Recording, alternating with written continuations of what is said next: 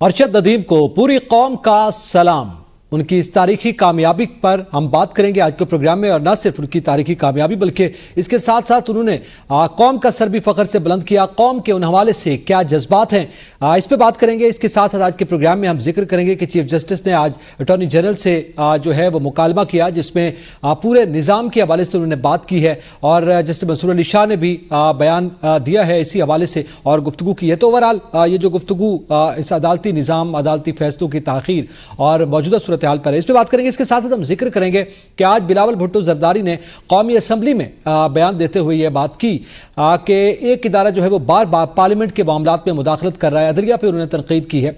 इसके साथ हम बात करेंगे कि मौजूदा हुकूमत को आए हुए जो जितना वक्त हुआ है इस दौरान उनकी क्या परफॉर्मेंस है, और कुछ सवालात हमने अवाम के सामने रखे हैं कि अवाम जो है उनका क्या जवाब देती है। मौजूदा हुकूमत के इक़दामात के हवाले से क्या वो उंगलियों पर गिनवाया जा सकते हैं, और इस हुकूमत से कितने खुश या नाखुश हैं। पैनलिस्ट में हमारे साथ मौजूद हैं बिशारत राजा, मोहम्मद इमरान, सलमान अनीस और तबरेज़ ज़ोहरा। तमाम पैनलिस्ट को वेलकम करूंगा। और सबसे पहले तो बिशारत राजा साहब, अरशद नदीम ने ज़ाहिर है ओलंपिक्स की तारीख में 118 साल रिकॉर्ड तोड़ा है और एक बहुत बड़ी तारीखी कामयाबी हासिल की है, बल्कि हम यूं कहें कि इस एक इवेंट में उन्होंने बहुत सारी कामयाबियां समेटी हैं और कौम का सर भी फख्र से बुलंद किया। इस पे बहुत से बयानात जो हैं वो ज़रूर सामने आ रहे हैं, मगर आपकी क्या राय है कि इन तंग मुआशी हालात में, इस अदम इस्तेहकाम की सूरत हाल में, इस मुश्किल सूरत हाल में कौम को क्या एक मौका मिला है, एक ऑक्सीजन मिली है कि किसी हद तक उनको वो ऐसी खिड़की खुली है कि उनको ताज़ा हवा का झोंका मिले? बिस्मिल्लाहिर्रहमानिर्रहीम, बहुत शुक्रिया नक्की साहब। अरशद नदीम ने इस वक्त जो पाकिस्तान की माशी सियासी सूरत हाल है, अदम इस्तेहकाम है, और एक अरसे से पाकिस्तानी ने कोई ऐसा खुशी का लम्हा नहीं देखा था, और अरशद नदीम ने ये खुशी का लम्हा पाकिस्तान को फराहम किया है गोल्ड मेडल की जीत की सूरत में। ओलंपिक और 118 साल तारीख जो ओलंपिक्स का उन्होंने वो रिकॉर्ड तोड़ा है, और आपको पता है कि 14 अगस्त की भी आमद है और 14 अगस्त आने वाली है, और अब की बार जो हम यौम आज़ादी मनाएंगे उसमें तो वो एक उनके गोल्ड मेडल की वजह से वो आप कह सकते हैं कि हमारी दोहरी खुशियाँ हो गई है। पाकिस्तान ने ये दूसरी मरतबा जो इनफरादी गोल्ड मेडल हासिल किया, इससे पहले 80 की दहाई में पाकिस्तान ने गोल्ड मेडल हासिल किया था। लेकिन मैं समझता हूँ कि जो अरशद नदीम की कामयाबी है, इस कामयाबी के पीछे उनकी अपनी जान गसल जो जिदोजहद मेहनत है, उनकी मेहनत शाखा से इस मुकाम पर पहुंचे। तन तनहा वो चले थे मियाँ चन्नू की गलियों से, कोई भी हुकूमती लेवल पर या किसी भी तरह आप कहें कि उनकी किसी ने कोई सपोर्ट की है, मदद की है, बिल्कुल कोई मदद नहीं की। उनको जाती तौर पर जो है ये क्रेडिट भी देना चाहिए। अच्छा, जरा क्रेडिट की जैसे आप बात कर रहे हैं, इमरान आप क्या समझते हैं अरशद नदीम की जो कामयाबी है और इस पर जो लोग क्रेडिट ले रहे हैं, बयानात दे रहे हैं, क्या उनको ये क्रेडिट लेना चाहिए? बहुत शुक्रिया एतजाज।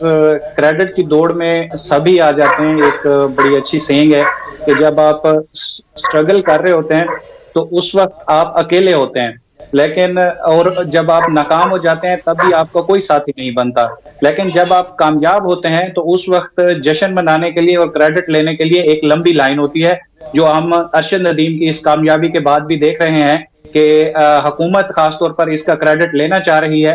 लेकिन मैं खुद अरशद नदीम से कई दफा मिल चुका हूं, क्योंकि ये भी साउथ पंजाब से इनका ताल्लुक है, और इनकी महरूमियों का मुझे अच्छी तरह से अंदाजा है कि जहां पर ये रहते हैं और इनके वालिद एक मजदूर हैं, तो उन्होंने बड़े एक कठिन रास्ता तय करके वो यहां तक पहुंचे हैं।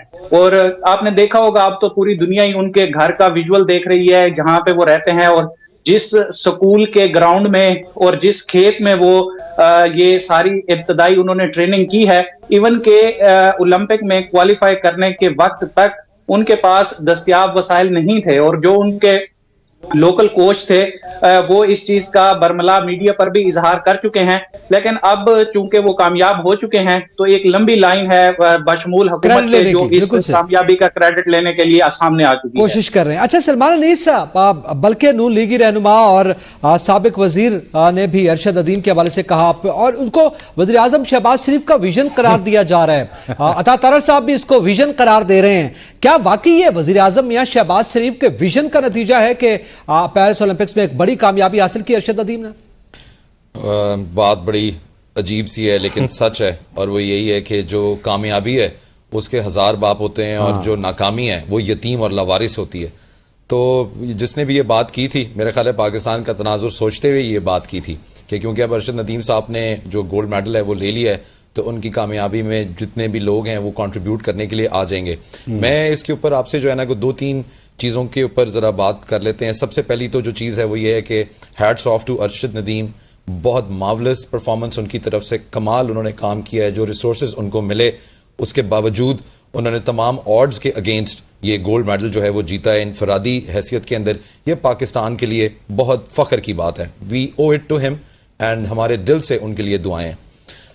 اس میں جو میں ہمیشہ بات کرتا ہوں کہ جب آپ اپنے یوتھ کو ڈی پولیٹیسائز کریں گے, ان کو ذرا سیاست میں سے نکال کے دوسری چیزوں کے اوپر لے کے جائیں گے, تو دیکھیں کتنا اچھا فرٹائل ہمارا جو ہے وہ یوتھ بیس ہے جس میں سے ایسے نگینے جو ہیں وہ آتے ہیں. صرف تھوڑے سے فوکس اور توجہ کی ضرورت ہے. انفارچونیٹلی جس قسم کا ماحول ہمارے ہاں اس وقت ہے اور جتنا تناؤ ہے اس کے اندر ہم بہت زیادہ پولیٹیسائز ہو گئے. تو نمبر 1 تو یہ کہ یوتھ کو جب آپ ڈی پولیٹیسائز کریں گے اور اس کو کنسٹرکٹیو پازیٹیو اور چیزوں کی طرف لے کے جائیں گے تو اس طرح کے نتائج آپ کو دیکھنے کے لیے ملیں گے اور یہ خوشی ایک دفعہ نہیں بار بار دیکھنے کے لیے ملے گی.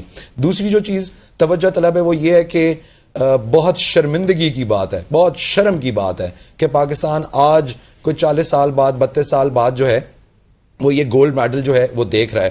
یہ بہت بڑا کوسچن مارک ہے پاکستان سپورٹس بورڈ اور ادر جو آپ کے سپورٹس کی اتھارٹیز ہیں ان کے اوپر کہ انہوں نے یہ 40 سال کے اندر یہ کارکردگی دی ہے کہ 25 کروڑ آبادی کے ملک کے اندر سے ایک گولڈ میڈل ہم نے لیا ہے. تو یہ بہت بڑا کوسچن ہے. اینڈ دیکھیں عہدوں کے اوپر لوگ تعینات ہیں 2 دہائیوں سے اور یہ ان کی پرفارمنس ہے. مجھے تو تعجب ہوتا ہے کہ کس قسم کی اولاد ہے ان کے گھر کے اندر جو ابا جی کو روکتی نہیں ہے اور اس بڑھاپے کے اندر ابا جی سے جو ہے وہ سپورٹس بورڈ کی جو ذمہ داریاں ہیں وہ کروا رہے ہیں. پتہ نہیں وہ چائلڈ لیبر کو تو سنا تھا یا بابا لیبر اسی پہلی باری ویک رہے ہیں. تو یہ بہت زیادہ تکلیف دہ بات ہے. 2-3 چیزیں مزید جو ہے نا اس میں ایڈ کروں اور وہ یہ ہے کہ اس میں ایک اور چیز جو پہلو سامنے آیا ہے وہ یہ ہے جس کی وجہ سے شاید کچھ منسٹرز نے بیان دیا ہے کہ وزیر اعظم کا ویژن ہے وہ یہ ہے کہ الٹرنیٹیو سپورٹس کے اوپر جو توجہ ہے وہ نہ کبھی ہماری تھی نہ ہے. مستقبل کا ہم کچھ کہہ نہیں سکتے. دعوے تو بہت زیادہ ہیں گورنمنٹ کے کہ وہ الٹرنیٹ سپورٹس کے اوپر توجہ دینا چاہتے ہیں. مستقبل میں پتہ لگے گا کہ کیا ہوتا ہے. ہم نے سارے بجٹس اپنی ساری توجہ ساری فوکس صرف کرکٹ کے اوپر رکھی ہے. اس کے بعد ہم نے کسی گیم کو پیچھے دیکھا نہیں. حتیٰ کہ یہ کہ جو ہماری اپنی قومی گیم ہے ہاکی, آپ ڈھونڈ کے نکالنے پڑتے ہیں ہاکی کے پلیئرز 92-94 کے بعد وہ نظر ہی نہیں آئے. پتہ نہیں ان کو نظر نہیں آتے. یہ ہماری پرفارمنس ہے اور آخری چیز گزارش آپ سے جو ہے نا وہ 30 سیکنڈ اور لوں گا ایڈ کر لیں اور وہ یہ ہے کہ یہ جو ارشد ندیم کی سٹرگل کی بات ہو رہی ہے اس میں میرے لیے ایک بہت تکلیف دہ پہلو اور تھا.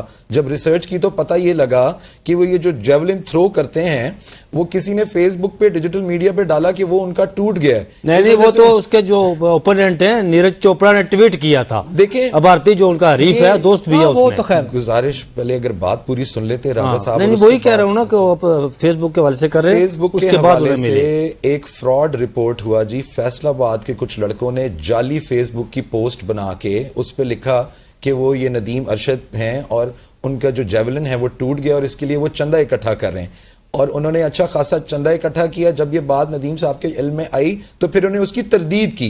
اب یہ بات تکلیف دہ ہے کہ دیکھیں ایک ہیرو جان لگا کے خود اپنے ریسورسز لگا کے اس اپنی ایفرٹ کر رہا ہے اور آپ لوگ اس کے نام کے اوپر فراڈ کر رہے ہیں. تو بہت تکلیف دہ پہلو بھی بالکل چھوٹے سے گولڈ میڈل کے ساتھ دیکھنے میں قسم کا نہیں ہونا چاہیے. حوصلہ شکنی جو ہے نہیں ہونی چاہیے بلکہ قوم کو ساتھ دینا چاہیے. جب ہنسائی کا باعث بنتا ہے مرشد یہ انٹرنیشنلی اس قسم کے واقعات. تبریز عورت صاحب آپ کے نزدیک آپ کیا سمجھتے ہیں؟ ظاہر ہے ہمارے اس انوائرمنٹ پہ پاکستان میں بہت سے ایسے نایاب نگینے ہیں مگر کوئی ایک ہوتا ہے جو آرگینیکلی آگے نکل آتا ہے مگر انوائرمنٹ نہیں ہے. اس حوالے سے آپ کیا کہیں گے؟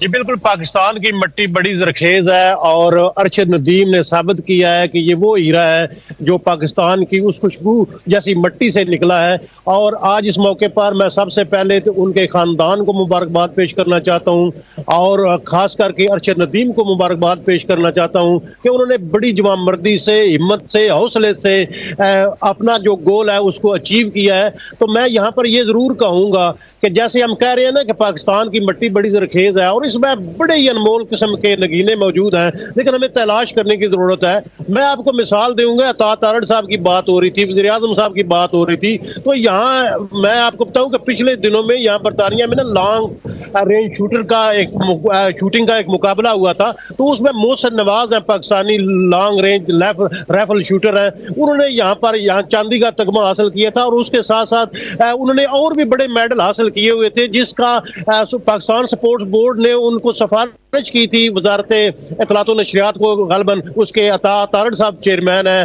اور وہ آگے جو ہے وہ سفارش کرتے ہیں تمغہ حسن کارکردگی کا، تو وہ ان کی فائل کا بھی نہیں معلوم کہ کہاں پر گم ہے۔ تو حکومت کو چاہیے کہ اب آپ اپریشیٹ کر رہے ہیں ارشد ندیم کو، بڑی بات ہے، لیکن آپ کو چاہیے کہ ایسے اور بھی بڑے لوگ موجود ہیں جن کو آپ کی چھوٹی سی جو ہے وہ سپورٹ کی ضرورت ہے، اور یہ وہ موقع ہے آج ہی، اگر آپ انیشیٹو لے لیں، اگر آپ یہ فیصلہ کر لیں کہ ہم نے کرکٹ کو ایک طرف جو ہم نے سپورٹ کیا تو اس سے کیا ملا ہمیں، لیکن اس کا تھوڑا تھوڑا اگر آپ دوسری گیمز کو بھی دیں گے تو ارشد ندیم جیسے جو ہیرے ہیں وہ آپ کو ہر گلی میں ملیں گے، بہت اچھی بات کی آپ نے۔ ویژن کے حوالے سے آپ نے بات کی ہے، اگر آپ کہیں تو میں ایک منٹ لوں گا۔ شہباز شریف کا جو ویژن کے حوالے سے انہوں نے کہا گیا یہ شہباز شریف کا ویژن ہی تھا جس کی بدولت ارشد ندیم صاحب جو ہے نا وہ میڈل جیتا ہے۔ اس سے پہلے سلمان انیس صاحب نے اس پر بات کر دی ہے۔ شہباز شریف صاحب کا ویژن واقعی وہ خوشامد تملکے اور اس میں ید تلا رکھتے ہیں، وہ اس کا کوئی مقابلہ نہیں کر سکتا پاکستان میں، اس کا کوئی ثانی نہیں۔ انہوں نے ایک اور بات کی فراڈ کے حوالے سے، تو سلمان انیس صاحب پاکستان میں فراڈ جو ہے ظاہر ہے یہ نہیں ہونا چاہیے، یہ ہماری قوم میں یہ بہت بری بات ہے، لیکن ہمارے حکمران شہباز شریف صاحب کو ویژن، یہ ان کا ویژن نہیں تھا کہ ان کے کسی کی چپراسی کے اکاؤنٹ سے اربوں روپے نکلتے ہیں، یا کسی کلر کے اکاؤنٹ سے کروڑوں روپے نکلتے ہیں، کسی اور مالی کے اکاؤنٹ سے جو ہے وہ لاکھوں روپے نکلتے ہیں، تو یہ بھی ایک فراڈ ہی ہے نا۔ فراڈ تو ہماری رگوں میں رچا بسا ہوا ہے، وہ لیڈر ہو یا قوم ہو، یہ تو سارے فراڈ کرتے ہیں یہاں پر۔ اور ان کا ویژن کا کیا ہی کہنے، کل انہوں نے ویژن کے یہاں ویژن کا ایک ڈنکے بجائے یہاں پر جناب جو ایک شعور تقریر ہوئی، راجہ صاحب ان کا ویژن ہے یا ٹیلی ویژن ہے یہ تو ہمیں نہیں معلوم، پر ارشد ندیم کی ایک ذاتی ضرور کامیابی ہے۔ ٹیلی ویژن والا ویسے کلپ ان کا آیا ہوا ہے، وہ دیکھ رہے تھے اور پھر ان کو ایک دم انہوں نے جذبات کا اظہار کیا ہے۔ میں آپ سے میرا آپ سے ایک اور سوال کر لینا چاہیے، ایک بات چھوٹی سی کرنا چاہوں گا کہ اگر شہباز شریف صاحب کا ویژن ہے تو وہ سی ایم پنجاب رہے ہیں مختلف ادوار میں، تو انہوں نے کیا کیا ان کے لیے؟ کوئی مثال ہے؟ کوئی انہوں نے پرائز دیا تھا ارشد ندیم کو، یا کوئی ٹرافی دی تھی، یا بلا کے کوئی اپریسیشن کا سرٹیفکیٹ دیا تھا؟ کوئی ایسی چیز ہے تو پھر مان لیتے ہیں شہباز شریف صاحب کا ویژن دعا کی تھی، ٹھیک ہے، دعا کی تھی۔ اچھا جی، اب ذرا میں بشار علی صاحب آپ سے جاننا چاہتا ہوں، یہ بتائیے چیف جسٹس قاضی فائز عیسیٰ نے آج جو اٹارنی جنرل سے مکالمہ کیا، اوورآل گفتگو کرتے ہوئے ہم اس کیس کے حوالے سے ویسے تھا کہ بیوروکریٹس نے اور جو ہے وہ مختلف جرنیلوں نے جو ہے وہ ملک کا نظام سنبھالیا، یہ ان کے الفاظ تھے۔ میرا سوال یہ ہے کہ کیا آج ان کے یہ ریمارکس جو ہیں یا یہ مکالمہ جو ہے یہ موجودہ نظام کے حوالے سے ہے یا صرف اس کیس کی حد تک محدود تھا؟ نقید صاحب، آج جو سماعت تھی نا اس کیس کی، منال کی، وہ توہین عدالت کے حوالے سے تھی، وہ بھی اچھا، یہ کیس بھی بڑا عجیب و غریب قسم کا تھا، وہ اس لیے کہ اس کیس کا ابھی تک وہ ریٹن فیصلہ، تفصیلی فیصلہ نہیں آیا۔ تو یہ وہی چیف جسٹس صاحب ہے جو پچھلے دنوں انہوں نے ایک نوٹ لکھ مارا تھا کہ جی تفصیلی فیصلہ جو ہے 15 دنوں کے اندر آنا چاہیے، کسی کا حق مارا جاتا ہے۔ انہوں نے خود کیس کی سماعت کی تھی، تفصیلی فیصلہ نہیں آیا۔ اچھا، پھر اوپر سے یہ ہوا کہ وہ درخواست جس بندے نے دائر کی وہ متاثرہ فریق ہی نہیں ہے، مطلب اس کا اس کیس سے سرے سے کوئی تعلق ہی نہیں ہے۔ مطلب کل وہ درخواست دائر ہوئی، کل ہی اس کا نمبر لگا اور آج سماعت کے لیے مقرر ہو گئی۔ یہ وہی چیف جسٹس صاحب ہیں جو یہ کہتے تھے مخصوص نشستوں کے حوالے سے کہ پاکستان تحریک انصاف ہمارے سامنے وہ فریق ہی نہیں ہے۔ تو حضور والا جو بندہ فریق ہی نہیں ہے، متاثرہ فریق تھے منال والے، وہ لقمان افضل صاحب، لیکن یہ ہوا کہ وہ ان کو نوٹس ہی جاری نہیں ہوئے، وہ جو فریق نہیں ہے اس کی درخواست پر نوٹس جاری ہو گئے، کس کو جی؟ وہ سیکرٹری کابینہ ظاہر اس کا بھائی ہے وہ کامران افضل صاحب، اس کو جاری ہو گئے۔ وہ اس کا جو انہوں نے کہا جی کہ اٹارنی جنرل کو فوری طور پر بلا کر لائیں۔ پھر یہ کہا گیا کہ اٹارنی جنرل صاحب آپ کہاں رہتے ہیں؟ اس ملک کے اندر کی بابو اور صاحبان نے اور بیوروکریٹس نے اور جرنیلوں نے یہ ملک اس پر قبضہ کر لیا ہے انہوں نے. ایسا تو نہیں چلے گا. آپ کو پتہ ہی نہیں ہے کہ اس ملک میں کیا ہو رہا ہے.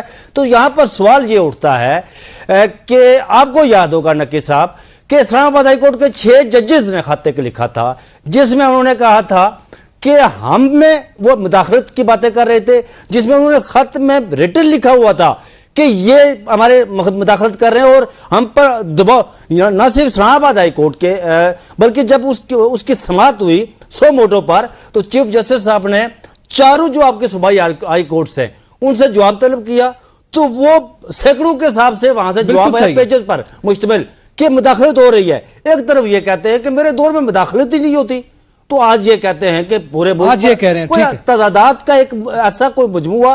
اچھا پھر وہ آج انہوں نے کہا جی وہ ایک اس بزرگ آدمی تھے وہ جو سیکرٹری کابینہ، کیا آپ کو یہ آپ بچوں کے لیے کر رہے ہیں، اب بچوں کو آرام کھلا رہے ہیں. انہوں نے کہا سر میرے بچے ہی نہیں ہیں جناب، میں کہاں سے کروں. تو پھر کہا یہ آپ کو کس نے کہا؟ آپ نے بیگم کے کہنے پر بھی جو ہے وہ اس کا وائلڈ لائف کے چیئرپرسن جو ہے اس کا تبادلہ کر دیا. وہ یہ تو مطلب اتنا پرسنل لیول پر جا کر وہاں پر تضییق کرنا یہ میری سمجھ سے باہر ہے، عجیب و غریب. یہ نہیں ہونا چاہیے. آپ سمجھتے ہیں کہ یہ نہیں ہونا چاہیے، لیکن بہرحال ان کی جانب سے معزز چیف جسٹس کی جانب سے ریمارکس آئے ہیں. عمران میں آپ سے جاننا چاہتا ہوں کہ آج انہوں نے یہ بھی کہا کہ جو وزارت داخلہ کو محکمہ جنگلی حیات جو ہے وہ اس میں کیوں تبدیل کیا گیا، اور اس کے ساتھ ساتھ انہوں نے یہ آپ کو علم ہوگا کہ ایک میجر جنرل صاحب بھی تشریف لائے تھے جو خود ہی چلے گئے تھے. تو آج قاضی صاحب آپ کیا سمجھتے ہیں آج جرنیلوں پر کیوں یہ غصہ اتار رہے ہیں یا ان بیوروکریٹس پر یہ غصہ کیوں اتار رہے ہیں؟ اس قسم کے سخت ریمارکس کیوں سامنے آ رہے ہیں اس کیس میں؟ مجھے تو جو ایک سادہ سی وجہ نظر آ رہی ہے وہ ایک آئینی ترمیم، عدلیہ پیکیج، وہ ساری چیزیں جو تھیں وہ اب تھوڑی لنگر آن ہو گئی ہیں. اور ویسے حکومت بھی اس سارے سسٹم کو ایک ایڈ ہاک بیسس پہ چلا رہی ہے، اور حکومت کو یہ معلوم ہے کہ کوئی بھی چیز ہو اس میں ایک مخصوص ادارہ یا پھر ایسی شخصیات جن کو یہ سمجھا جاتا ہے کہ ان کے ادارے کے ساتھ بڑے قریبی تعلقات ہیں تو ان کو آگے لا کر کھڑا کر دیا جاتا ہے. اب یہاں پر وزیر داخلہ محسن نقوی صاحب، اس پر آپ دیکھیں کہ ویسے ہی ایک جنرل پرسیپشن ہے کہ وہ خاص ادارے کے نوازے ہوئے شخص ہیں اور کوئی بھی معاملہ ہو ان کو آگے کر دیا جائے تو وہ چیزوں کو ڈیل کر لیتے ہیں، ان کو پراپر جو ہے وہ مینج کرنے کی ان میں صلاحیت ہے کیونکہ ان کی بیک بون پہ جو ہے وہ ایک ادارے کی سپورٹ حاصل ہے. تو یہاں پر بھی ہم نے دیکھا کہ وزارت داخلہ کو وائلڈ لائف بورڈ جو ہے اس کی جو ہے اختیارات بھی اس کو سونپ دیے گئے ہیں. یہاں تک تو بات چیف جسٹس کی بھی ٹھیک ہے کہ وزیر داخلہ اور وزارت داخلہ کا جو ایک کام ہے وہ امن و امان کو دیکھنا اور ملک کی داخلی صورتحال کو دیکھنا ہے. اب اگر ساری جو وزارتیں ہیں وہ آپ وزارت داخلہ کے انڈر کر دیں گے تو باقی لوگ کیا کام کریں گے؟ ہر چیز کی ایک اسپیشلٹی ہوتی ہے. اور اسی عمران دیکھیں ہماری جنگلی حیات بھی تو داخلی معاملات میں آتی ہے نا، اس کو بھی تو سیکیورٹی دینی ہے. پھر تو ہماری جیسے اس سماعت میں بھی ذکر ہوا کہ تعلیم بھی داخلی معاملہ ہے، کھیل بھی داخلی معاملہ ہے، پھر سارا کچھ پھر وزارت داخلہ میں رکھ لیں کیونکہ وزارت داخلہ ایک اسپیسیفک چیز ہے کہ آپ کی انٹرنل سیکیورٹی جو ہے اور انٹرنل افیئرس. اب انٹرنل افیئرس تو پھر آپ بھی ٹھیک کہہ رہے ہیں کہ سارے پھر معاملات آتے ہیں، لیکن ایک وزیر پھر ساری چیزیں نہیں دیکھ سکتا. پھر ہمیں باقی محکمے اور وزارتیں ڈیزالو کر کے سارا کچھ محسن نقوی یا پھر فیصل واڈا کے انڈر کر دینا پڑے گا اگر ہم اسی پیٹرن پر چلتے ہیں. اب اگر سارے معاملات داخلی ہیں، ظاہر ہے بجلی کا مسئلہ ہو، آئی پی پیز کا مسئلہ، سارے داخلی معاملات ہی ہیں تو پھر ظاہر ہے پھر وزارت داخلہ کی اگر انڈر آتے ہیں تو سارے ادھر چلے جائیں. ویسے یہ بات سلمان علی صاحب کی ہے آج گفتگو کرتے ہوئے چیف جسٹس نے یہ بھی بات کیا کہ پھر سارے صحت بھی ان کو دے دیں، تعلیم بھی دے دیں، دیگر محکمے وزارت داخلہ کو دے دیں. یہ انہوں نے آج بڑے سخت ریمارکس دیا، بڑا غصہ انہوں نے کیا ہے. لیکن وزیر داخلہ کے اختیار اور پاور کے حوالے سے تو یقیناً اس سے پہلے خود موجودہ حکومت کے جو عام مشیران ہیں اور عام وزراء ہیں وہ بھی اعتراف کر چکے ہیں. جی بالکل. اب دیکھیں ایک وہ ہوتا ہے نا گو گیٹر، میں نے یہ پہلے بھی ذکر کیا تھا کہ sometimes you need people to get the job done. وہ فرق نہیں پڑتا کہ وہ کون سی منسٹری میں ہے، سینئر منسٹرز جو ہیں ان سے بھی اسی قسم کے کام لیے جاتے رہے. ایک لمبی ہسٹری ہے دیکھیں، اور ہر دور کے اندر 1 2 منسٹر 3 منسٹر ایسے ہوتے ہیں جو باقی منسٹرز کی نسبت زیادہ ایکٹیو ہوتے ہیں, اسی وجہ سے ان کے پاس اتھارٹی اور پاور بھی جو ہے وہ زیادہ ڈیلیگیٹ ہوئی ہوتی ہے. اور یہ کوئی اچنبے والی بات نہیں ہے. اگر آپ پچھلی گورنمنٹ میں دیکھیں, پی ٹی آئی کی جب تھی تو اس میں فواد چودھری صاحب واز دیٹ گو گیٹر مین. ان کو پہلے انفارمیشن منسٹری میں رکھا, پھر سائنس اینڈ ٹیکنالوجی میں ان کو لے گئے, اس کے بعد ان کے ساتھ باقی معاملات جو ہے وہ چلتے رہے. تو ظاہر ہے گورنمنٹ کے جو معاملات ہیں ان کو چلانے کے لیے آپ کو اسی قسم کی پرسنالٹیز چاہیے ہوتی ہیں جو باقی ڈپارٹمنٹس کے ساتھ کوآرڈینیٹ بہتر کر لیں. جس طرح ابھی ذکر کیا کہ سم ٹائمز بیکاز ان کو اندازہ ہے کہ he is a very powerful minister and he is been backed by very powerful circles, تو he can get the job done. تو یہ ہوا تو یقیناً اسی وجہ سے ہے, ان کو آگے اسی وجہ سے کیا گیا ہے کہ یہ سارا معاملہ دیکھیں. اس میں ایک اور بھی ٹیکنیکل چیز ہے, اس کو بھی ذرا جو ہے نا دیکھ لیجیے گا. وہ یہ ہے کہ جو اسلام آباد وائلڈ لائف مینجمنٹ بورڈ والا جو معاملہ ہے اور جو یہ ٹسل ہے یہ بہت عرصے سے چل رہی تھی. یہ کوئی نیا شاخسانہ نہیں ہے. اس کی راجہ صاحب بہتر اس کے اوپر ہمیں گائیڈ کر سکیں گے, ایجوکیٹ کر سکیں گے. اس کے اوپر بہت پرانی یہ لٹیگیشن چل رہی تھی اور یہ tug of war between C D A, between Islamabad wild life management board بہت عرصے سے تھی. تو آئی تھنک کہ in good faith it's better کہ اس معاملے کو کسی طریقے سے منطقی انجام تک جو ہے وہ پہنچائیں. اس کی وجہ یہ ہے کہ جو اسلام آباد کے ریزیڈنٹس ہیں وہ سفر کر رہے ہیں. جس طرح بھی یہ منال والا پورا کا پورا کیس پاپ اپ ہوا ہے, اس کے ساتھ لامنٹانا ہے اور باقی جو تجاوزات وہ کہتے ہیں کہ انہوں نے انلیگل کنسٹرکشن کی ہے وہ ہے. نیچے جو زو کی پوری زمین ہے وہ پڑی ہوئی ہے, ویکنٹ ہے. یہ جو سلمان صاحب نیشنل پارک کا جو رقبہ ہے نا, اس میں یہ آپ کا نیوی کا جو یہاں پر وہ بنا ہوا ہے اس کا گیسٹ ہاؤس ہے, پھر اس کے علاوہ یہ منال والے تو اس میں تو وزارت دفاع بھی آئی تھی نا. آج انہوں نے میجر جنرل کا بھی ذکر کیا کہ اچھا وہ بالکل غیر قانونی تھا جی. میجر جنرل صاحب پچھلی سماعت پر موجود تھے وہاں پر, تو انہوں نے یہ کہا جی کہ عدالت کو کہ میں جب عدالت نے کہا جی کہ آپ ہمیں کوئی ڈاکومنٹس دکھائیں, کوئی کاغذات دکھائیں, تو انہوں نے کہا جی کہ میں کاغذات دکھاتا ہوں, جس کا آج تذکرہ بھی کیا چیف جسٹس صاحب نے. تو میجر جنرل صاحب نے وہ وہاں سے کاغذات دکھانے کے بجائے ایسے بھاگے کہ واپس نہیں آئے. آج چیف جسٹس صاحب نے بھی یہ پوچھا اٹارنی جنرل صاحب سے کہ یہاں ایک میجر جنرل صاحب ہمیں کاغذات دکھانے کے لیے کہہ رہے تھے اور انہوں نے کوئی فائل ہی نہیں دکھائی اور ایسے بھاگے کہ واپس یہ وہ کون ہے میجر جنرل صاحب. تو چیف جسٹس صاحب ذرا بلائیں اس میجر جنرل صاحب کو اپنے عدالت میں اور ان سے پوچھیں کہ آپ کس طرح کہہ رہے ہیں 1910 سے یہ رقبہ ہمارے پاس ہے. جو دعویٰ کیا جا رہا ہے اس کیس نہیں شاہ صاحب, جو سپریم کورٹ نے, میں سمجھتا ہوں جو چیف جسٹس قاضی فائز صاحب نے, یہ عمران کو پتہ ہے, یہ اسلام آباد ہائی کورٹ کا فیصلہ برقرار رکھا ہوا ہے. اس وقت جو چیف جسٹس اطہر من اللہ نے فیصلہ دیا تھا نیشنل پارک کے حوالے سے, یہ وہی فیصلہ انہوں نے برقرار رکھا ہے. اچھا چلیں آپ مزید بات کریں گے. اس کے علاوہ جس سے منصور نے بھی گفتگو کی ہے اس کا بھی ذکر کریں گے. بریک کے بعد ساتھ رہیے. Welcome back. میں تبریز احمد صاحب, ہم بات کر رہے تھے چیف جسٹس کے ریمارکس کے حوالے سے. یہ بتائیے گا وہ یہ تو ذکر کر رہے ہیں کہ اس پورے نظام میں مداخلت کے حوالے سے جو ان کا بیان ہم نے ابتدا میں ذکر کیا ہے, لیکن نظام کی مداخلت کی وہ بات کر رہے ہیں, لیکن وہ بات جیسے ابھی ابتدا میں کی گئی تھی, بیچارہ رضا صاحب نے یہ بات کی کہ وہ مداخلت جو عدلیہ کے حوالے سے جس پہ خط لکھا گیا تھا اس کے حوالے سے انہوں نے کہا میرے دور حکومت میں تو کوئی مداخلت تھی, اس سے بے خبر ہیں. تو یہ کیا آپ کو صورتحال دکھائی دیتی ہے کہ نظام کی مداخلت دکھائی دے رہی ہے مگر اپنے ہی ادارے کی مداخلت کے حوالے سے وہ بے خبر ہے؟ سر میں نے اسی پروگرام میں کہا تھا کچھ دن پہلے کہ ادارے ایک پیج پہ نہیں ہیں, اداروں کے درمیان بہت بڑا تناؤ ہے اور کسی کو کچھ معلوم نہیں ہے کہ جو طاقت کا منبع ہے وہ کس کے ہاتھ میں ہے. اب پرابلم یہ ہے کہ جب قاضی صاحب کا چیف جسٹس پاکستان بننے کا نوٹیفیکیشن تھا وہ تو 3 مہینے پہلے ہو گیا, ابھی تک وہ نوٹیفیکیشن منصور شاہ صاحب کا نہیں ہو رہا. قاضی صاحب یہ سمجھ رہے ہیں کہ ہو سکتا ہے مجھے جو ہے وہ میری بنیاد بڑھا دی جائے, حکومت جو ہے اس کو پتہ ہی نہیں ہے کہ اس کو کیسے پائے تکمیل تک پہنچانا ہے. تو وجہ یہ ہے کہ اب ہر کوئی یہ کوشش کر رہا ہے کہ جتنا زیادہ میرے ہاتھ میں آئے میں اس کو سمیٹتا چلوں. کسی کو کوئی پاکستان کی فکر نہیں ہے, کسی کو کوئی آئین پاکستان کی فکر نہیں ہے, کسی کو کوئی عوام کی فکر نہیں ہے. تو اب میں جو سمجھ رہا ہوں کہ قاضی صاحب کو یہ لگ رہا ہے کہ بال جو ہے وہ میرے ہاتھ سے نکل رہی ہے.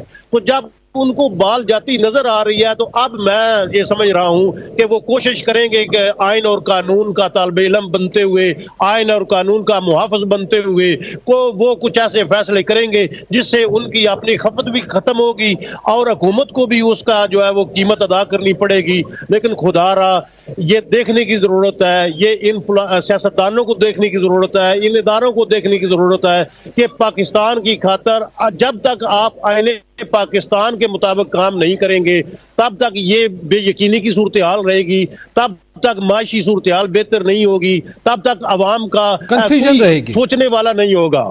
ठीक ये है। कंफ्यूजन अच्छा, खत्म नहीं होने वाली, तो इसके अलावा और कुछ भी नहीं है। हुकूमत को चाहिए कि जितना जल्दी हो सके वो अगले चीफ जस्टिस का नोटिफिकेशन करें।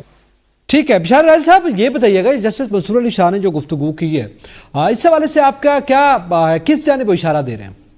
अच्छा, जस्टिस मंसूर अली शाह जिन्हें आज ऑर्डर ऑफ डे था, गुफ्तगू ने की, ऑर्डर ऑफ डे था उनका जी, ऑर्डर ऑफ जो डे हुआ बिल्कुल सही। आज समाती नशर बैंक के जो रिटायर्ड मुलाजमीन थे उस हवाले से, और कल भी एक केस की समात थी और उसमें भी इस तरह के उनके नमाज आए थे। और आज जो ऑर्डर ऑफ डे था वो तो एक पेज का, उसमें बड़ा तफसीली उन्होंने उसमें लिखा है। एक तो उन्होंने लिखा है कि अदालती फैसले के पर जो जारी किए जाते हैं वो मुकम्मल स्क्रूटनी कानून के मुताबिक जारी किए जाते हैं। उन्होंने फिर ये लिखा कि अदालती ये उस ताखीर जो है फैसलों पर हुक्मनामे में ये भी लिखा कि अदालती फैसलों की उसको मानना कोई एजाजी है, आसान नहीं है, बल्कि ये आईनी जिम्मेदारी है। और आज के फैसले में उन्होंने 189 जो आर्टिकल है उसकी भी लिखा है पूरा कि पाकिस्तान की जो जुडिशल साइड और एग्जीक्यूटिव साइड है ये सुप्रीम कोर्ट के फैसले मानने की पाबंद है। उन्होंने ये भी लिखा, आज उन्होंने एक और फैसले में बड़ी ये बात लिखी, और ये इशारा उस तरफ है जो मौजूदा हुकूमत जो कर रही है, ये एक्ट ला रही है और पास करवा रही है, और ये इशारा उस तरफ है कि ये उन्होंने कहा कि जो बतौर अपेक्स कोर्ट सुप्रीम कोर्ट आईनी तशरी करने की जो है वो ये अदालत को अख्तियार है, ज़ाहिर है उसके अख्तियार। उन्होंने ये भी कहा कि बुनियादी इंसानी हकूक से मुतसादम अगर कोई चीज़ हो तो ये सुप्रीम कोर्ट का अख्तियार है कि वो उसे भी देखे। उन्होंने तौहीन अदालत का भी बात की, आज उन्होंने तौहीन अदालत का भी इंदिया दिया और ये कहा कि कोई भी अदालत तौहीन अदालत का जिसके पास अख्तियार नहीं होता ना वो बेअख्तियार होती है। ये उस तरफ इशारा है कि आपको पता है कि 12 जुलाई से कबल 12 जुलाई को फैसला आया था मखसूस नशिस्तों के हवाले से, उसके बाद बहुत सारी इस वक्त तक जो है वो डेवलपमेंट्स हो चुकी हैं। कभी इलेक्शन कमीशन पाकिस्तान की तरफ तो से ये एक मैसेज भी है, एक लिहाज से ये मैसेज है कि सुप्रीम कोर्ट के फैसलों को बदसूरत आपने उस पर अमल करना है और फैसलों पर अमल दरामद करना है और फैसलों को मानना पड़ेगा आपको। ये मैसेज दिया गया। ये मैसेज कल भी था, आज भी था, और आपको पता है कि 4 दिन पहले जो अरशद शरीफ शहीद के हवाले से एक जजेस कमेटी थी उसमें अमेंडमेंट जो थी तरमीमी, वो पहले मिनट्स जारी हो गए थे, फिर 3 दिन के बाद उसमें जस्टिस मंसूर शाह और जस्टिस मनीब बख्तर के जो डिस्कशन हुई थी वो भी मिनट्स की सूरत में सामने आई कि भाई हम जो कहते हैं वो करना होगा। अच्छा, मैं थोड़ा सा इमरान आपसे जानना चाहता हूं, बिलावल भुट्टो जरदारी की आपने गुफ्तगू सुनी होगी, कौमी असम्बली में जो बात कर रहे हैं, और वो भी ये कह रहे हैं कि एक इदारा जो है वो पार्लियामेंट के अमूर में मुदाखलत कर रहा है, फिर अदलिया पर उनकी तनकीद सामने आई। क्या वजह है कि मौजूदा दौर हुकूमत में जुडिशरी जो है वो बहुत ज्यादा तनकीद की जद में? देखें, बिलावल भुट्टो जरदारी जब अपोजिशन में थे उस वक्त डिप्टी स्पीकर, उस वक्त के जो डिप्टी स्पीकर थे कासिम सूरी, उन्होंने एक रूलिंग दी थी। तो उस वक्त तो ये सारी पीपल्स पार्टी और मुस्लिम लीग नून खुद सुप्रीम कोर्ट ऑफ पाकिस्तान गए कि जी पार्लियामेंट में ये कुछ हो गया है। इन्होंने खुद दावत दी सुप्रीम कोर्ट ऑफ पाकिस्तान को एक पिटीशन के जरिए कि ये मामला पार्लियामेंट में हुआ है, आप इसको देखें और आप इस पर फैसला करें। और जब सुप्रीम कोर्ट ने उस रूलिंग को गैर आईनी करार दिया, इस अपोजिशन को कामयाबी हासिल हुई, तो तब इन्होंने शादियाने बजाए थे, जश्न मनाया था। और अब जब ये हुकूमत में है और एक ऐसी हुकूमत के जिसका कोई स्टैंड नजर नहीं आ रहा, ऐसा लग रहा है कि सारा सिस्टम एडहॉक बेसिस पे चलाया जा रहा है। एक तरफ से कोई चीज आती है, उसको टैकल करने के लिए शॉर्ट टर्म कोई बिल लेके आ जाते हैं, कोई कानून साजी करने की कोशिश करते हैं, कभी लोगों को हटा दिया जाता है। तो इस तरह से सारे सिस्टम को चलाने की कोशिश की जा रही है। और आज बिलावल भुट्टो काफी दिनों बाद पार्लियामेंट के फ्लोर पर आए और एक उनका जारहाना अंदाज रहता है कि वो एक बड़े अरसे बाद आते हैं, एक धुआंधार तकरीर करते हैं जिसमें वो अपने नाना का जिक्र करना कभी नहीं भूलते, और इस तरह से वो जमहूरियत के चैंपियन के तौर पर अपने आप को जो है वो सामने लाना चाहते हैं। लेकिन अपनी ही जमात की तरफ से की गई मुतादिद बातें वो भूल जाते हैं, उनका वो कभी जिक्र नहीं करते। अगर कोई फिर बाद में उनमें इतनी भी हिम्मत नहीं होती कि पार्लियामेंट में जब वो अपनी स्पीच करते हैं तो फिर वो साथ ही उठ के बाहर चले जाते हैं। उसका जब अपोजिशन ने जवाब देना होता है वो बैठ के वहां पर उनको सुनने की इतनी हिम्मत नहीं होती। हाँ, ये बात है कि जिस तरह से इस वक्त एक निजाम में फ्रस्ट्रेशन नजर आ रही है, इदारों के दरमियान शदीद तनाव है, اور ایک ملک کی بڑی سیاسی جماعت جو اس وقت جس پر ہر قسم کا دباؤ پریشر اور اس کو دبانے کی کوشش کی جا رہی ہے، ایسی صورت میں ملک آگے بڑھ نہیں پا رہا، تو بلاول بھٹو کو پارلیمنٹ کے فلور سے ایک چیز جو ان کی جماعت کے سینیٹر رضا ربانی بڑی دفعہ کہہ چکے ہیں کہ ملک پاکستان کو اگر آگے چلانا ہے تو ایک گرینڈ ڈائیلاگ کی ضرورت ہے، جس میں ایک دفعہ پھر سے ری ڈیفائن کیا جائے اداروں کی سپیس کو، کہ کون سے ادارے کو آئین کتنی اجازت دیتا ہے، کون سا ادارہ آئین میں رہ کر کیا اقدام اٹھا سکتا ہے، تو اس کو ری ڈیفائن کر کے پھر آگے چلیں تو ملک تب ہی آگے بڑھ سکتا ہے۔ اچھا، اب یہ تھوڑا سا میں سلمان عزیز یہ بتایا، بلاول بھٹو زرداری بڑے غصے کے موڈ میں، ان کا یہ کہنا تھا کہ مخصوص نشستوں کے معاملے پر سپریم کورٹ نے پی ٹی آئی کو ایسے مخصوص نشستیں بانٹ دی جیسے ٹافیاں بانٹی جاتی ہیں، اس کے علاوہ دنیا میں کوئی بھی کورٹ نہیں ہے جو ڈیم بناتی ہو، سموسوں اور ٹماٹروں کی قیمتیں طے کرتی ہو۔ تو اس لیول کی تنقید بلاول بھٹو زرداری اور پاکستان پیپلز پارٹی کیوں اس حد تک غصے میں ہیں؟ یہ جو ریزرو سیٹس کا فیصلہ ہے یہ انڈرسٹینڈبلی سمجھ میں نہیں آتی کہ اس کی وجہ کیا ہے۔ وہ گورنمنٹ جو ہے اور جو ان کے اتحادی ہیں they are not able to swallow it, حالانکہ یہ بڑی غیرت کی بات ہے کیونکہ ان سیٹس کے اوپر ان کا پہلے ہی حق نہیں تھا۔ قطع نظر اس سے کہ پی ٹی آئی نے اور سنی اتحاد کونسل نے بہت کلوسل مسٹیکس کی ہیں، بہت بلنڈرز کیے ہیں اپنے ان فیصلوں میں، جس کی وجہ سے یہ سارا کا سارا خلفشار بڑھا۔ یہ سارا جو معاملہ ہے وہ مزید سنگین ہوا الیکشن کمیشن آف پاکستان کے رول کی وجہ سے، جہاں پہ انہوں نے غلط تشریح کی سپریم کورٹ کے ڈیسیجن کی، اور اس کے بعد ایک بڑی پولیٹیکل پارٹی کو جو ہے نہ صرف یہ کہ وہ محروم کر دیا ان کے انتخابی نشان سے، بلکہ اس کو کمپلیٹلی وائپ آؤٹ ہی کر دیا۔ تو اس سارے کے سارے تناظر میں یہ بات سمجھ میں نہیں آتی کہ گورنمنٹ کو اس بات کے اوپر ریزرویشنز ہے کیوں۔ خیر، فار اے منٹ اگر ہم یہ ایزیوم کر لیتے ہیں کہ اب یہاں سے آگے کی سیاست جو ہے وہ ریزرو سیٹس کے اوپر کرنا چاہتے ہیں، تو وہی ڈیڈ لاک ہوگا جو بنا ہوا ہے، جیسا کہ آپ کے سامنے ہے۔ جو جوڈیشری کا فیصلہ اس کو وہ ماننے کے لیے تیار نہیں ہے، اور ہر سٹیپ آف دا وے وہ اس کو چیلنج کرنا چاہتے ہیں۔ گورنمنٹ بھی یہی کرنا چاہتی ہے، اور پیپلز پارٹی بینگ دا اتحادی پارٹی ان دا گورنمنٹ وہ بھی یہی کرنا چاہتی ہے، اور وہ مسلم لیگ کو مضبوط کرنا چاہتے ہیں ان کے اس نیریٹو میں کہ یہ جو ریزرو سیٹس ہیں یہ اس کے وہ حقدار ہیں۔ جوڈیشری کا رول کوسچنبل ہے، جس طرح انہوں نے یہ فیصلہ دیا ہے۔ یہ اب تفصیلی فیصلے کے اندر معاملات زیادہ بہتر طریقے سے سامنے آئیں گے کہ کیا جو چیزیں ہیں وہ ہیں یا نہیں ہیں۔ ایک چیز البتہ ہم نے ضرور دماغ میں رکھنی ہے کہ سپریم کورٹ نے خود ہی اتنا گیپ اور اتنا روم اس ڈیسیجن کے اندر چھوڑ دیا ہے کہ یہ آپ سرکس مزید کوئی 1-2 سال چلا سکتے ہیں، دیکھتے رہیں گے۔ ٹھیک ہے، اچھا، اب تھوڑا سا یقینی طور پر یہ صورتحال اس وقت ہے، اور فیصلہ آنے کے بعد ہی اس پہ مزید بہتر انداز میں بات ہو سکتی ہے، لیکن یہ بڑا عجیب ہے کہ عدلیہ کہتی ہے ہمارے ہاں مداخلت ہو رہی ہے، اور آج بلاول بھٹو زرداری کہتے ہیں نہیں عدلیہ پارلیمنٹ میں مداخلت کر رہی ہے۔ تو یہ مداخلت کا ایک دورہ چل رہا ہے۔ مزید بھی اب گفتگو کریں گے کہ عوام کہاں کھڑی ہے۔ ایک بریک کے بعد ساتھ رہیے گا۔ Welcome back. اب ہم بات کریں گے کہ عوام کیا سوچتی ہے۔ ہم نے اپنے ذاتی طور پر اپنی ٹیم کے ہمراہ جو ہے وہ مختلف شہروں سے مختلف لوگوں کی رائے، ایک آپ اس کو کہہ لیں کہ چھوٹا سا سروے کرنے کی کوشش کی، اور ہم نے یہ سوال رکھا کہ حکومت کے کوئی 5 ایسے اقدامات گن کر بتائیں جو آپ سمجھتے ہیں کہ وہ ملک کے لیے بہتر ہوں۔ عوام کیا کہتی ہے، آئیے سنتے ہیں۔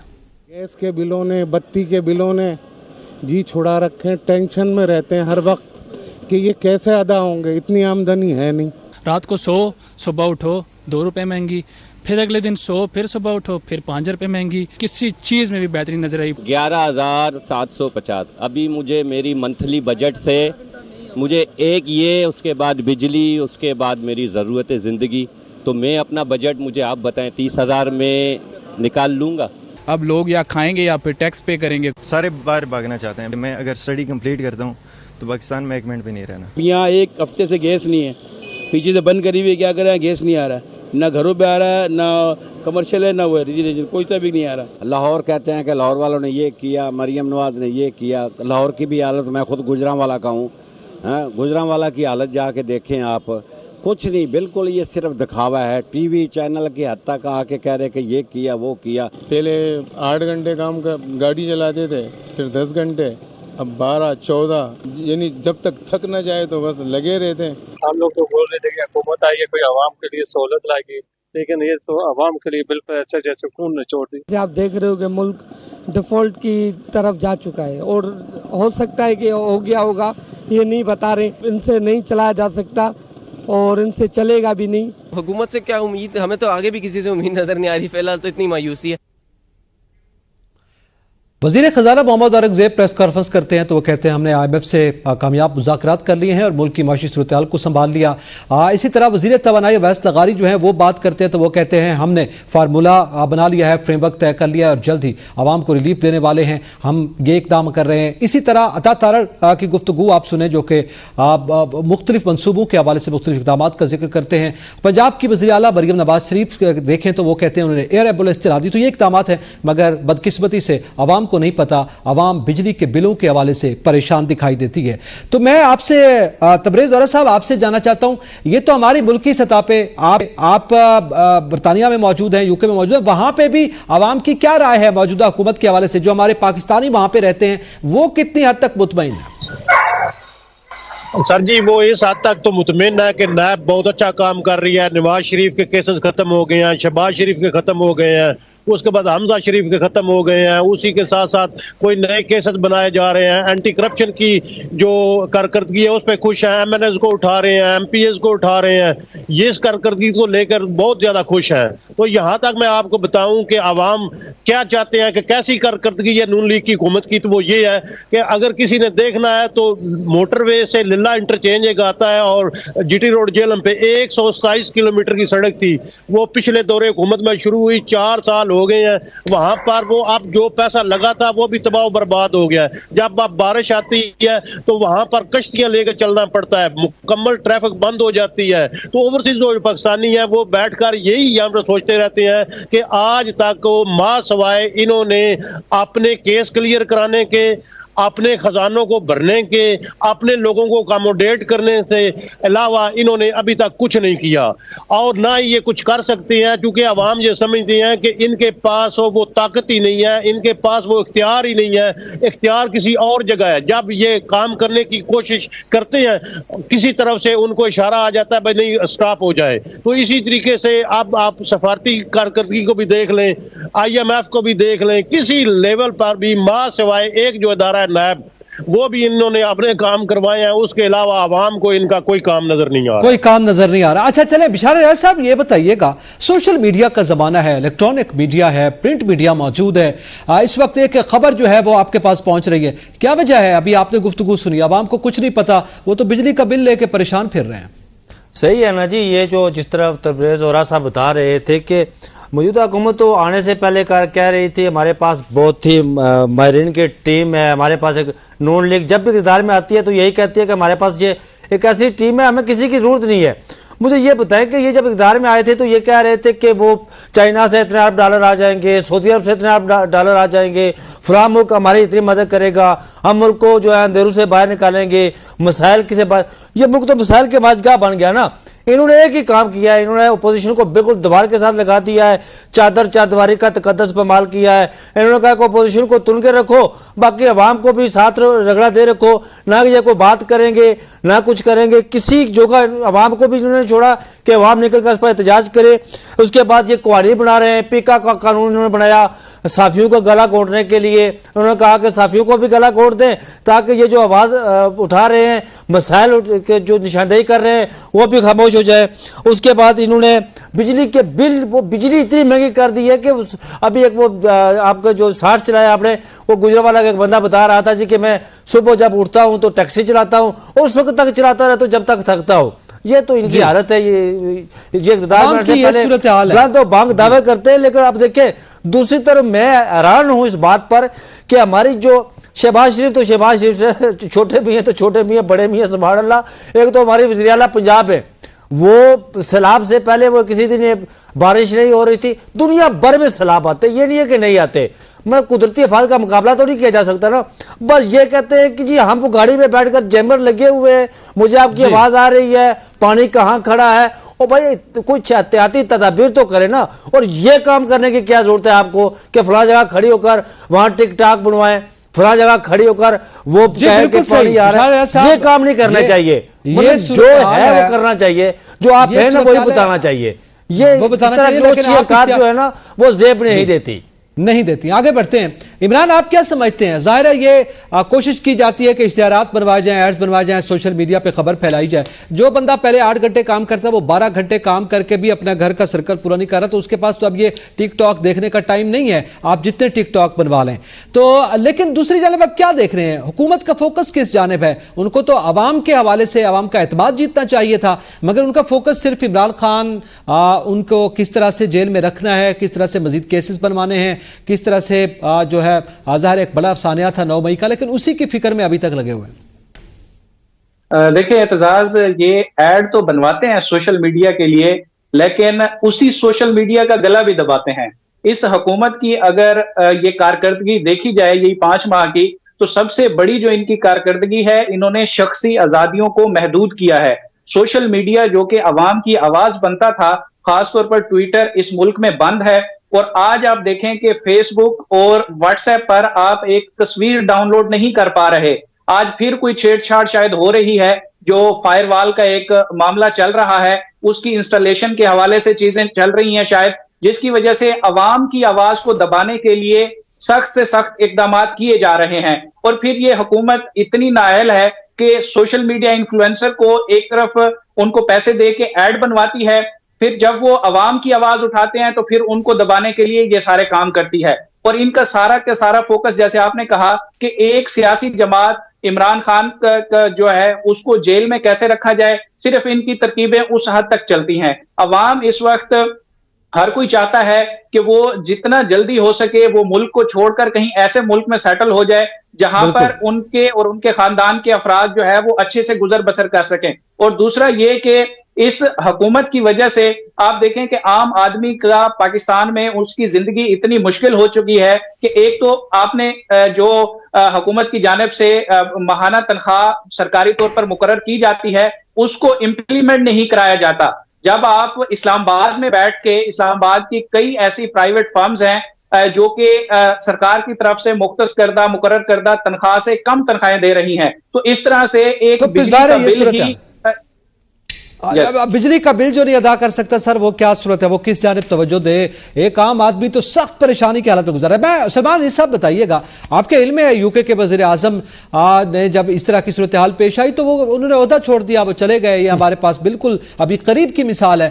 ہمارے وزیر اعظم کہتے ہیں ابھی ہم عوام کو ریلیف نہیں دے سکتے اور کرسی پہ بھی براجمان ہیں، ان کو چھوڑ کے چلے نہیں جانا چاہیے. اب میں سب سے پہلے تو گزارش کروں گا کہ راجہ بشارت صاحب مجھے انٹرپٹ نہ کریں تاکہ میں آپ کے سوال کا ان انٹرپٹڈ جواب دے سکوں. چلیں اس سوال کا جو آپ کا تھوڑی سی اجازت دیجیے، جزوی اجازت دیجیے گا. نہیں، وہ پھر آپ یہاں پہ ہنسی ٹھٹھا شروع ہو جاتا ہے نا، سیریس باتیں پیچھے رہ جاتی ہیں. ان تینوں بھائیوں نے گورنمنٹ کی کارکردگی کے بارے میں جو بات کی وہ میں نے بڑے آرام سے سنی اور میں کسی کو انٹرپٹ نہیں کیا. I would like the same. سب سے پہلی بات جو ہم لوگ تھوڑا سا جو پرابلم ہمارے پاس ہے وہ سب سے زیادہ یہ ہے کہ ہم بہت امپیشنٹ ہیں. ہم کسی کو بھی ٹائم نہیں دینا چاہتے اور ہم چاہتے ہیں کہ گورنمنٹ کے ہاتھ میں جادو کی چھڑی ہو اور وہ آپ کے معاملات ہفتوں کے کام دنوں میں ہو اور دنوں کا کام مہینوں میں ہو اور ہمارے پاس وہ ریلیف مل جائے. آئی وش ایسا ہو، لیکن حکومت کے پاس ایسا کوئی طریقہ ہے نہیں کہ وہ یہ کر سکے، اس لیے کیونکہ جو ماضی کے اندر کی ہوئی تباہ کاریاں ہیں ان کو ریورس کرتے ہوئے، ان کو کنٹرول کرتے ہوئے ٹائم لگے گا. یہ ہو گئی ایک چیز. دوسری چیز یہ کہ جو گورنمنٹ کی آپ بات کر رہے ہیں کہ وہ اپنے اپوزیشن کو ہے جو دبانے میں لگی ہوئی اور لٹیگیشن میں لگی ہوئی ہے اور لیجسلیشن میں لگی ہوئی ہے جو اپنے آپ کو اپنی سکن کو بچا سکیں. گورنمنٹ میرے خیال میں جی اس وقت چومکھی لڑ رہی ہے، جس طرح ہم عام اصطلاح میں کہتے ہیں کہ اس کے پاس کم از کم کو 4 سے 5 فرنٹس ہیں جو اوپن اپ ہوئے ہوئے ہیں. جو آپ کی ڈومیسٹکلی انریسٹ ہے وہ بہت زیادہ ہے. جو اپوزیشن ہے جس میں PTI سب سے بڑا فیکٹر ہے، وہ گورنمنٹ کے ساتھ کوئی نہ کوئی کام کرتی رہتی ہے. گورنمنٹ اپنی چیزوں کے اوپر فوکس نہیں کر سکتی. آپ نے سوال کیا تھا کہ وہ کون سی 5 چیزیں ہیں جو آپ گنوا سکتے ہیں جو گورنمنٹ نے کی ہوں. میں آپ کے 2 منٹ اس کے اوپر اضافی اور لوں گا سر. گنوائیں سر، ہم تو تھک گئے ہیں صبح سے پوچھ اور میں آپ کو یہ جو جواب ہے یہ 3 پورشنز کے اندر ڈیوائڈ کر کے دوں گا. سب سے پہلے انٹرنیشنل فرنٹ کی بات کرتے ہیں. آپ کے پیٹرول کی پرائسز کو سٹیبلائز کرنے کی کوشش کی جا رہی ہے، آپ کے ڈالر کی پرائسز کو سٹیبلائز کرنے کی کوشش کی جا رہی ہے تاکہ آپ کا جو بیلنس آف پیمنٹ ہے اس کے پرابلمس کو جو ہے وہ دیکھا جا سکے. تیسرا، آپ کا IMF کے ساتھ جو ایگریمنٹس ہیں ان کو ریسکیڈول کیا گیا ہے اور اب آپ کے پاس 7 بلین کی جو ٹرنچ ہے وہ ریلیز ہونے والی ہے. تیسری چیز ہے جو ہمارے دوست ممالک ہیں ان کے ساتھ restructuring of loans and repayment of loans. चौथी चीज जो इंटरनेशनल लेवल के ऊपर की गई है वो दोस्त ममालिक से दोबारा जो ऑयल की प्राइसेस हैं उनको चीपर बाइंग के ऊपर लेके गए हैं ताकि जो एक्सचेकर्स का पैसा है उसको बताया जा सके। ये हो गई 5 से ज्यादा चीजें इंटरनेशनल फ्रंट पे। अब मैं आपको जो वजीर आजम शहबाज शरीफ हैं क्योंकि उनका फेडरेशन के अंदर रोल है, मैं आपको इस्लामाबाद की कुछ 4-5 चीजें जो है वो गिनवा देता हूं। सर आवाम से रेट बता, टाइम बिल्कुल खत्म होने वाला है। इसका फर्क पड़ने में, इसका जो इफेक्ट है वो पहुंचने में थोड़ा सा टाइम लगेगा। जो मैंने कहा कि ये जादू की चढ़ी, मुझे सिर्फ 1 मिनट देते हैं, आपको नहीं मिलेगा। मुझे बात जरा कंप्लीट करने दें। फेडरल गवर्नमेंट की बात बिल्कुल क्लोजिंग का मैं जरूर बिशारा साहब आपको भी वक्त देता। सलमान साहब बिल्कुल यकीनन आपकी मजीद बात सुनते हैं, लेकिन वक्त बिल्कुल हमारे पास मुकम्मल हो चुका है। मैं अपने तमाम पैनलिस्ट का शुक्रिया अदा करता हूं। इजाजत दीजिएगा, अल्लाह हाफिज।